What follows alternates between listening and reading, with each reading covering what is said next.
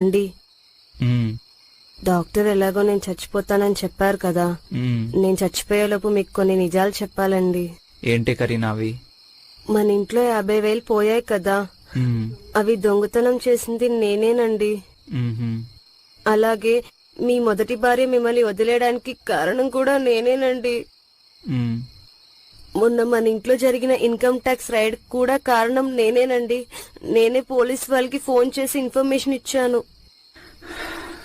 ఉమ్. అలాగే చివరిది, ఆఖరిది, last week మీ friend Shekhar తో మీకు తెలియకుండా ఊటీ ట్రిప్ కి కూడా వెళ్ళానండి. పోనీలేవే, అయిందేదో అయిపోయింది. నన్ను క్షమించండి. పోనీలేవే, ఏడవకు. నువ్వెలాగో చనిపోతున్నావు కాబట్టి నేను కూడా నీకు నిజం చెప్పాలి. నువ్వు తిన్న ఫుడ్ లో పాయిజన్ కలిపింది నేనే.